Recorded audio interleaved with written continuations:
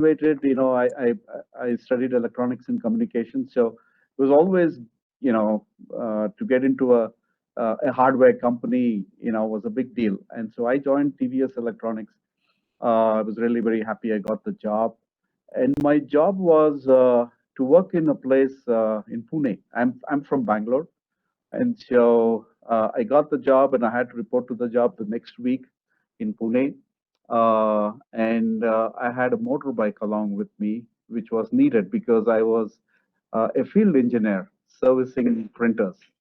So TVS Electronics make dot matrix printers, and you may see these printers now and then in a few shops. They are all gone now. You have thermal printers, but there was a time when dot matrix printers were there in places where computerization was being done, like in banks, like in railways, like in any of the industries, especially in Pune.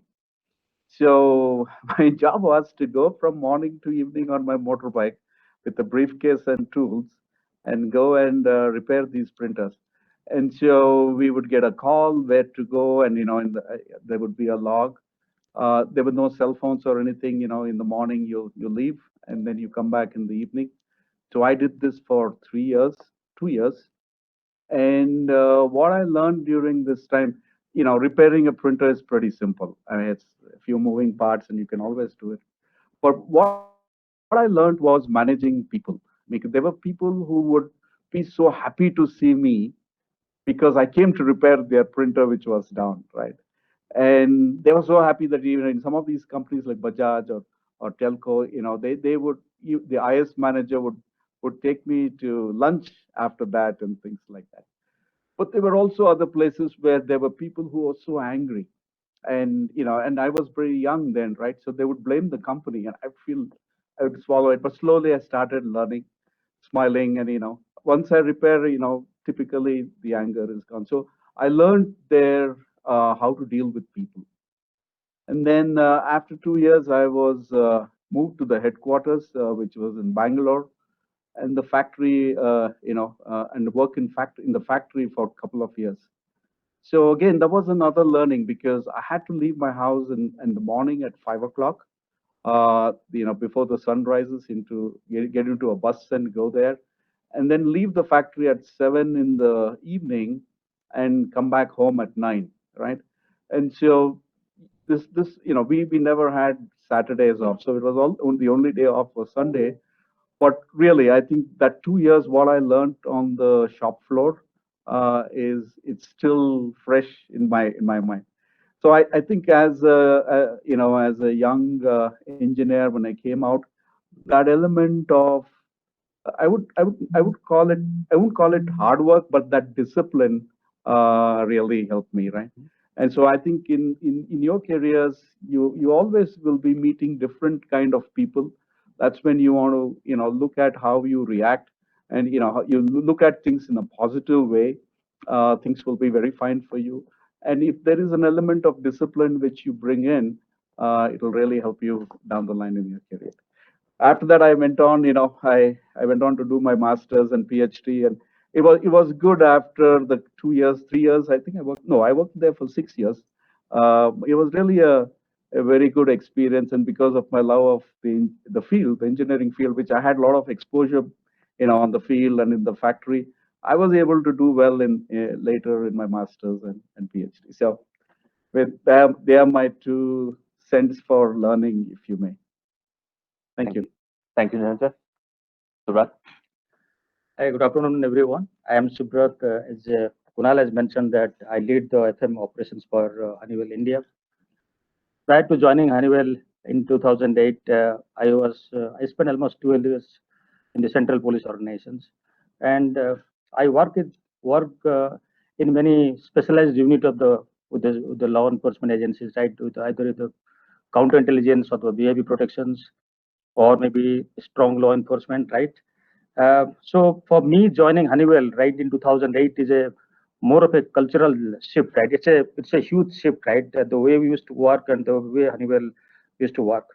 But the good thing about Honeywell being that my transitions from a armed forces to the corporate, especially in Honeywell, right? Because of the strong values, the ethics, or maybe the the culture the Honeywell used to follow, right? It helped me in very easy transitions, right? And I never had that any transition loss or effect. I realized when I moved from the armed forces to Honeywell. Second thing, when I came here, almost 14 years with Honeywell, so every day or every moment I felt that I am experiencing learning new things, right?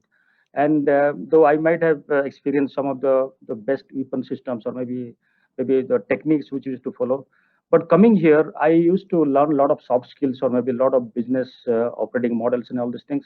And I realized that all those learnings what I made in Honeywell, right, or maybe in this organization, actually it is improving the quality of life of myself, my colleagues, or maybe to the businesses which we are supporting, right, and through which maybe the local ecosystem is getting benefited, right. So it's an organization which gives a lot of priorities on the transparencies. It gives a lot of empowerment, right? So that's how you see that I'm in a leadership position despite coming from a different background. So thanks to the organizations. So my take would be to all the students is that have that instinctive mindset to learn things, everything, right? Unlearn things what you thought that is liability for you. Learn new things so that at least you get yourself maybe dynamic or stay relevant in the conversation. That's all what I would say. What do you, Kunal? No, thank you very much, Subrat, and Niranjan as well as Sebastian. Finally, before I throw it open to the entire team for any questions, I would like to leave you with a few of the lessons I've learned and I would like to carry. Oftentimes people will ask you, what kind of skills do you need to learn? What kind of technologies do you need to learn? In my opinion, the most important thing you can learn is learning to learn. How do you continue to learn at all points in your career? How do you continue to learn in everything that you do? So learning to learn is a critical skill. It's an important skill. And I think you've got to set your mind towards trying to find opportunities to learn something new every single day. The second thing that I personally like to do or consider is you have to take on the hardest possible task that you can have. The harder the task, the harder the job, the harder the problem you're trying to solve, the more you will learn from that experience. So take on the hardest possible job that comes in front of you, take on the hardest possible challenge that comes in front of you, and you will get a lot of things that you will learn out of that challenge. So that's the second thing. The third thing I would remind all of you is you have to enjoy what you do, but nothing comes without hard work. So commit yourself to putting in hard work, commit yourself to the outcomes that you want, putting in the effort, and enjoy it along the way, because eventually that's what's going to make you feel good about what you're trying to do. So learning to learn, taking on the hardest jobs, and maximizing your learning potential, as well as having fun while committing to the outcomes, are important things that I would keep in mind. And last comment, when it comes to being in an engineering oriented field, there are a few things that you want to keep in mind, which include being curious, ask questions, ask why, try to understand why anyone is trying to do whatever they're trying to do. Curiosity is very important. Be creative, try different things, give it a shot. You will succeed in many, you might fail in a few, but when you keep trying, you will create something impressive.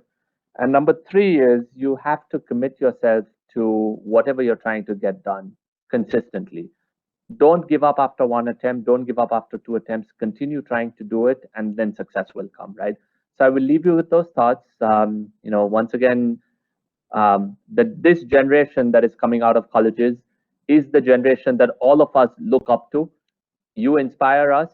There is such incredible talent that is coming out from our schooling systems and college systems in India and from all over the world, that we're looking forward to having you join the workforce at some point, as well as inspire all of us that have been in the industry for a little while.